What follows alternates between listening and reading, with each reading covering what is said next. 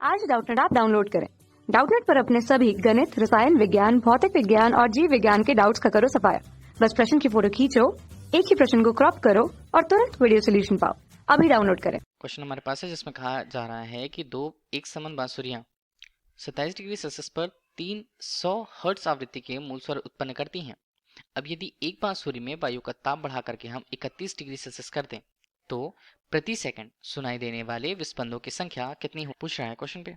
मान दिए ऑप्शंस में 1, 2, 3 और 4 के रूप में। ठीक है, कौन सा मान यहाँ पर सही होता है, विस्पंदों की संख्या को सही बताता है, वो हमें समझना है। ठीक, सबसे पहले दिया हुआ है तो प्रारंभिक स्थिति, दो बांसुरी हमारे पास है, मतलब दो ध्वनि स्रोत है। ठीक है, एक और ये दूसरा।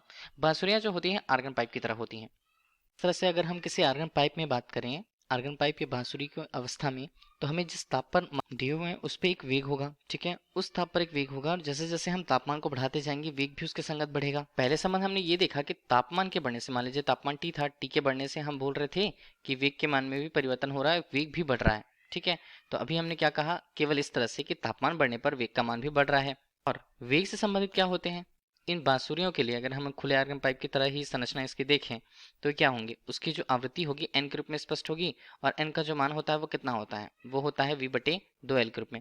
इसका मतलब है कि वेग अगर बढ़ रहा है तो उसके संगत आवृत्ति में भी परिवर्तन होगा और आवृत्ति में भी वृद्धि होने वाली है।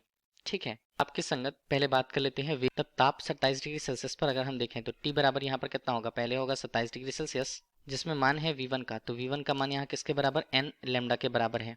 n आवृत्ति के मान को प्रदर्शित करता है, v वेग के मान को प्रदर्शित करता है। ठीक है, अगर हम दूसरी स्थिति पर बात करें, मतलब तापमान का मान अगर हम बढ़ा करके कितना कर दें, ये हमारे पास हो जाए 31 डिग्री, तो सेल्सियस पर उसके संगत अगर वेग का मान हम देख लीजिए 27 डिग्री सेल्सियस से 31 डिग्री सेल्सियस पर तापमान में 4 डिग्री का यहाँ पर परिवर्तन अगर हम करें तो वो कितना हो जाएगा, n+x होगा। वेग का मान गुणा हम कर दें तो हमें वेग का परिमाण मिल जाएगा। दूसरा, जहाँ हम जानते हैं कि वेग का परिमाण, वेग जो होता है वो समानुपाती होगा किसके, वर्गमूल तापमान के, परम ताप के वर्गमूल के अनुक्रमानुपाती या समानुपाती होता है। कुछ इस तरह से संबंध हमारे कैसे और कहाँ से हमें मिला है, ये हमें मिला है v, ये होता है बराबर वर्गमूल के अंदर रो आर टी बटे एम के रूप में। ठीक है, तो ये हमारे पास हुआ। अब देखिए वेग का परिमाण अगर हम देखें उसके संगत पर, तो इन्हीं मानों को रख के हम देख लेते हैं कैसे बनेगा। ये सूत्र यहाँ पर v1 और नीचे बनता है v2 बराबर हम करें तो हमारे पास बने वर्गमूल के अंदर, वर्गमूल के अंदर हम देख लें इस मान को तो ये हमारे पास बनता है t1 और दूसरा हमारे पास बनता है t2 के रूप में। ठीक है, ये हमारे पास इतना तो हुआ।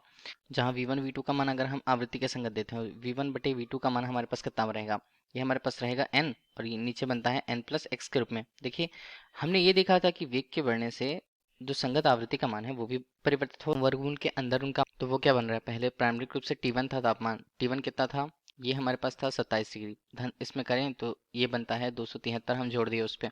ठीक, उसी तरह अगर हम यहाँ पर देखें तो हमारे पास 31 धन हम इस पर 273 जोड़ दें तो ये हमारे पास बन गया, बराबर हम करें तो n/n(x) के रूप में मानाएगा, n कितना 300। ठीक, बराबर बटे हम करें तो ये हमारे पास बनेगा 300 धन x के रूप में, ये हमारे पास x हो गया। वर्गमूल के अंदर देख लें तो ऊपर का मान हमारे पास बनता है 300, नीचे का मान हमारे पास बनता है 304।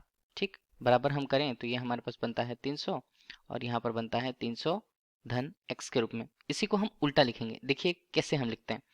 इसे हम लिख दिए 304, तो 304 को हमने लिख दिया 300 धन 4 के रूप में और नीचे करें तो वो हमारे पास 300। अब देखिए वर्गमूल है, वर्गमूल को हम घात पर लिख लेते हैं तो 1/2 हमने लिख लिया। मान कितना बनता है ऊपर 300 धन ये बनता है x और बटे हम करें तो ये हमारे पास 300। अगर एक और तरीके से हम लिखना चाहते हैं तो ये हमारे पास 300 इसके साथ 300 के साथ भाग होकर के 1 और यहाँ पर बनता है 4/300 के रूप में, घात बनता है 1/2 बराबर हम करें तो ये 1 धन x बटे बनता है 300, कुछ इस तरह से। अब अगर हल करें तो यहाँ पर द्विपद प्रमेय का उपयोग हमें करना पड़ेगा, तो ये क्या हो जाता है, एक धन यहाँ पर बनता है 1/2, सिर्फ घात से जो है वो नीचे आ गया और 4 बटे ये बनता है 300। ठीक है, अब बाकी पद को हम नगण्य मान सकते हैं आगे पर। यहाँ पर मान बनेगा 1 धन x/300 के रूप में। ठीक है, तो अब इसी की तुलना अगर हम कर रहे हैं तो 2 और 2 यहाँ से कट जाएंगे तो x का मान कितना हो जाएगा, अगर तुलनात्मक रूप से देखें तो x का मान हमारे पास आता है 2। यही हमें दोनों बांसुरियों को बजाए जाने पर विस्पन की संख्या को प्रदर्शित करेगा। तो विस्पन के रूप में अगर हम कह रहे हैं तो x का मान हमारे पास कितना आ रहा है, x का मान हमारे पास आ रहा है 2 के रूप में और यही हमारे लिए क्या रहेगा, यही हमारे लिए क्वेश्चन का आंसर है 2 के रूप में। तो 2 हमें कहाँ मिल रहा है, विस्पंदों की संख्या के रूप में हमें मिल रहा है विकल्प बी पर, तो विकल्प बी क्वेश्चन का सही आंसर होगा। Thank you. कक्षा 6वीं से 12वीं से लेकर नीट, IIT, JEE वो एडवांस के लेवल तक 1 करोड़ से ज्यादा छात्रों का भरोसा। आज ही डाउनलोड करें डाउटनेट ऐप या व्हाट्सएप करें अपने सारे डाउट्स 8400 400 400 पर।